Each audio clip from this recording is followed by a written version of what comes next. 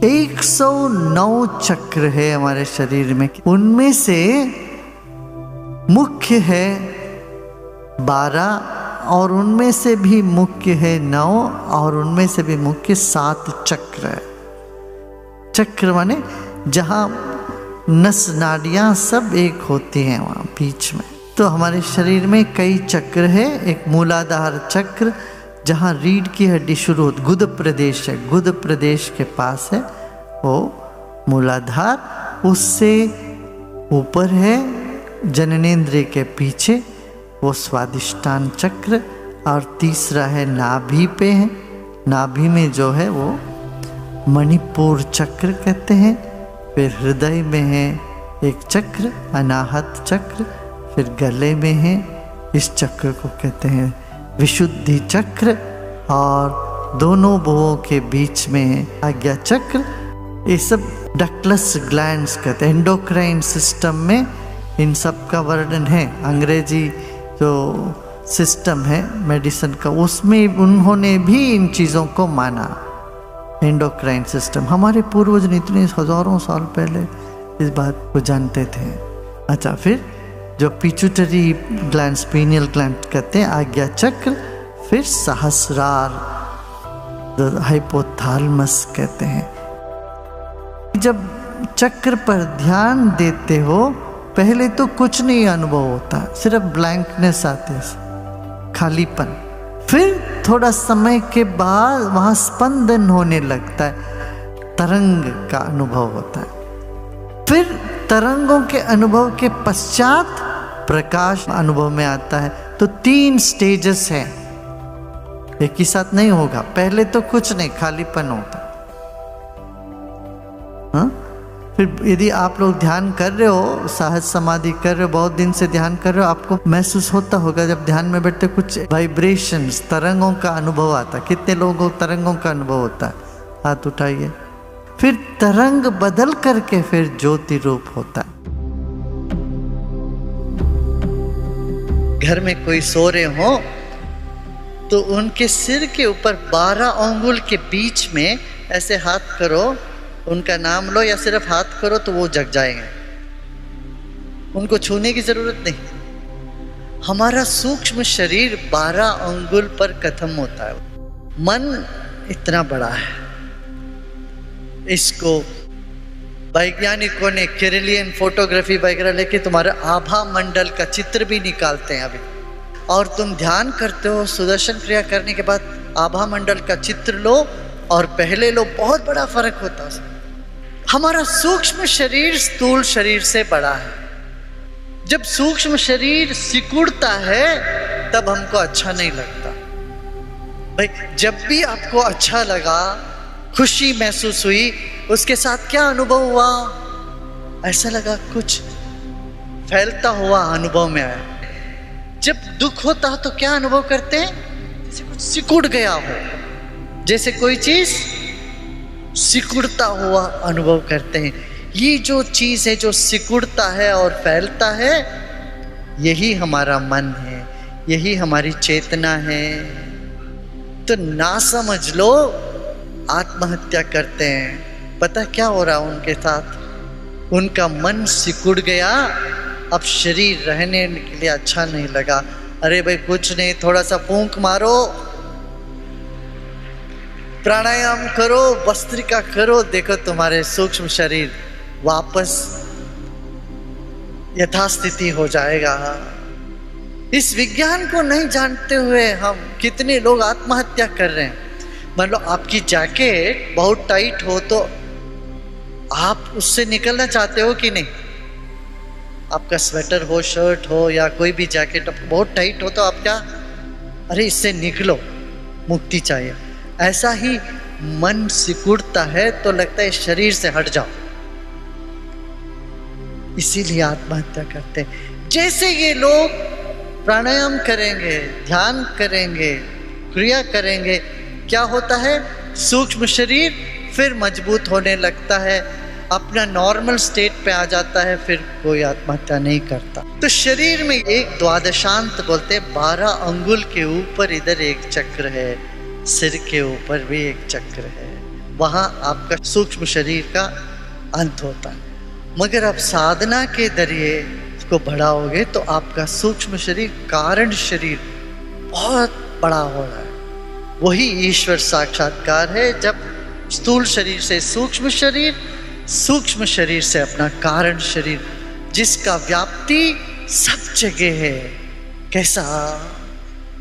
जैसे टेलीविजन का जो तरंग है, वो तरंग सिर्फ आपके घर में कमरे में है कि सब जगह है? वो तरंग सब जगह व्याप्त है। ऐसे हमारे भीतर जो चेतना है वो स्थूल रूप में शरीर बना, सूक्ष्म रूप में मन बना और कारण रूप से तरंग के रूप में सब जगह व्याप्त हुआ है। इसलिए इस देश में मंत्र को बहुत महत्व दिया है। एक ओंकार सतनाम करता पुरख, एक ओंकार ही सतनाम सच्चा नाम है। वही अस्तित्व में इस आवाज को तुम सुन सकते हो, एक ओंकार। दुनिया के कण कण में ओंकार है। दुनिया ही नहीं, पूरे विश्व ब्रह्मांड के कण कण में ओंकार है। अब शंकर कहते हैं प्रणवादि समुच्चार्या, किस ओंकार का उच्चारण करो, वो करते करते करते भी तुम्हारा मन उसमें लय हो जाए तो तुम भैरव को प्राप्त करोगे, भैरव अवस्था, खाली हो जाओगे। तो ओंकार का ध्वनि,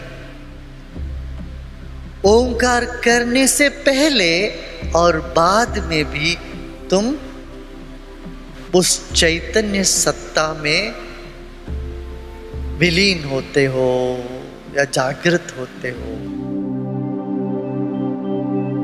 अनहते पात्र करणे अभग्न शब्दे सरिद्रते शब्द ब्रह्मणि निष्णाता परम ब्रह्माधिगच्छति। अनहद नाद को सुन लो अपने भीतर, या अभग्न शब्द, जैसे एयर कंडीशन की आवाज आ रही है, एक साथ, या एक झरना, पानी की झरने का आवाज सुनते सुनते सुनते सुनते तुम शांत। जब लोग आत्महत्या करने जाते हैं, जब पानी में कूदने के लिए लोग जाते हैं, कम लोग मरते हैं उसमें, पता है? वहाँ पानी के किनारे जाके बैठते ही या देखते ही कुछ मन में होने लगता है, कुछ मन शांत हो जाता है। वैसे तालाब में, नदियों में कूद के मरने वालों की संख्या बहुत कम है, पंखे में लटकर के मरने वाले ज्यादा। जल की स्रोत के पास बैठ के उसकी धारा की जो खलखल को सुनते रहो, वो खलखल की आवाज में, नीरव में तुम अपने आप को खो देते हो। उस स्थिति में तुम भैरव के करीब हो जाते हो। फिर शिव कहते हैं शब्द को सुनते सुनते सुनते फिर शब्द के परे चले जाना, कि शब्द भी कुछ समय के बाद बोझ लगता है, भारी लगती है। आप सबको लगता ही है ना, बहुत ज़्यादा लाउड स्पीकर, बहुत ज़्यादा कोई भजन करते रहे या कोई भी गाना चलता रहे, लगता कब इससे मुक्ति हो। जितने हम संवेदनशील होते हैं उतने हमको सूक्ष्म शब्द पसंद आने लगते हैं। जो कम संवेदनशील है हार्ड रॉक पसंद करते हैं, एकदम मोटा और रॉक बैंड। उससे क्या होता, हमारे शरीर के अलग अलग चक्रों पर भी इन नाद का असर होता है। बेस ऑफ द स्पाइन, पहला चक्र पर रॉक बैंड का असर होता है, इसलिए उनको अच्छा लगता है। फिर वहां से ऊपर जाएंगे, नाभि, नाभि में तंतुवाद्य का असर करता है। आप सितार बजाइए, वीणा बजाइए, या कोई मेटालिक स्क्रैच होता है ना, कहाँ आपको अनुभव होता है? कोई लोहे का कुर्सी या कुछ खींचे तो आपको उसका असर कहाँ पड़ता, बताओ? पेट में पड़ता है। नाभि से हृदय तक तंतुवाद्य का है। तंतुवाद्य माने तार से बनी हुई होती है, सितार हो, ये सब, गिटार, सितार सब इधर। फिर हृदय से लेके गले तक का असर बांसुरी की है, फ्लूट इंस्ट्रूमेंट्स का है। फिर वहां से चलोगे भ्रूमध्य में घंटी और शंख। हमारे मंदिरों में भी ऐसे ही सब रखा जाता था। सबसे बाहर बड़े बड़े नगारी, नबत्तु, ये ड्रम्स, ये सब रखते थे। उधर से नीचे जाते जाते गर्भगृह में सिर्फ घंटी होती है, छोटी सी शंख होती है, घंटी होती है। अब बच्चों को सुलाना हो तो रॉक म्यूजिक लगाओ, कोई बच्चा नहीं सो पाएगा दुनिया भर के।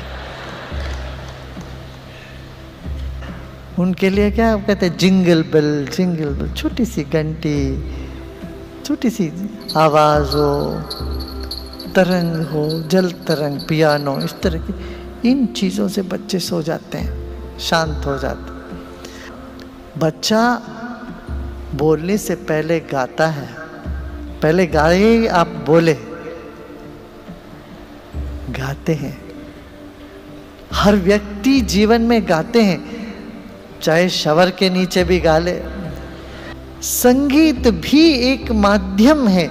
यहाँ शिव कह रहे और संगीत के माध्यम से भी तुम मुझ चैतन्य सत्ता में आ सकते हो।